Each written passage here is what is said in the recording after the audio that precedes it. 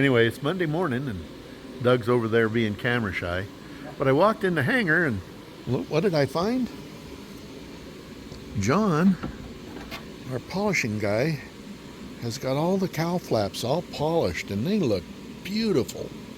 I mean, there's some blemishes, but you can't help that on an 80-year-old airplane. So we have both sets of cowl flaps.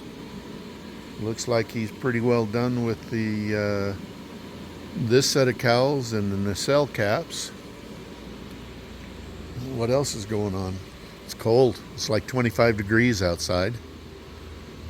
So today we're going to continue to make progress on trying to get everything inside the engine mount, get that all hooked up, and then once that's done, we can start installing cowl flaps on this thing and getting them all adjusted.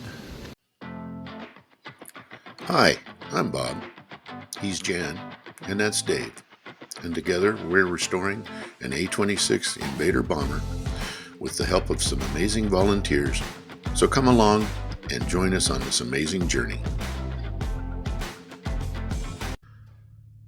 So this week we're continuing on with the saga of hooking up the engines to the bomber. And one of the things that Jan has taught me is how to make the job of using Adele or P-clamps an easier job. Let me turn this camera around. Okay. So down in here, I'm getting ready to tie, let me get a light, hold on. Just happen to have one right here. Anyway, so right down in here, I've got an Adele clamp on this push tube, and I'm trying to safety this harness for the magnetos so that it doesn't move around.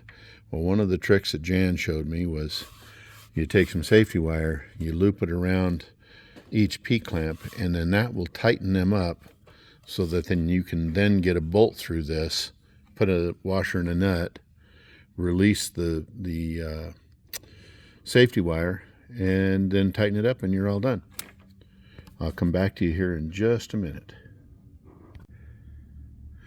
Okay, so now I've got the two 8L clamps, a bolt, washer, and nut on there.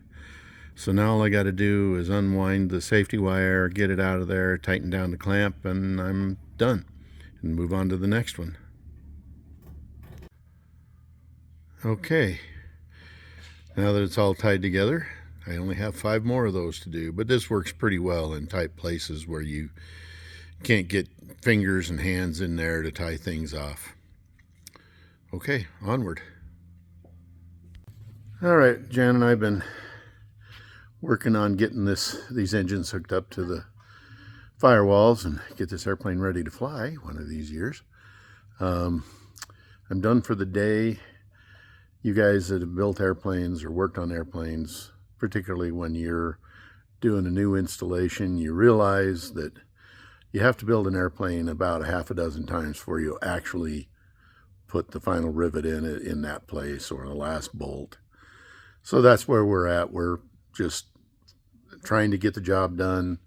No two A-26s are alike, and so we just do things by general aircraft principles and get things tied up so they're safety and can't move around, and go on to the next thing. Anyway, we'll see you next week. Hope you enjoyed the video. Please like, subscribe, share, and leave comments. Tell me what I'm doing wrong. Anyway, you guys have a good day. Talk to you next week. Hey, Jan, what is it that you have there? That's a good question, Bob. People think that's a hose. That's actually a $1,000 bill. $1,000 bill. I'll throw up a picture here as in $1,000. Yeah, I'll throw up a picture of what it actually looked like, because it goes over here. This is oil return feed, and it goes clear up in there. I'll put up a picture of what this looks like right here.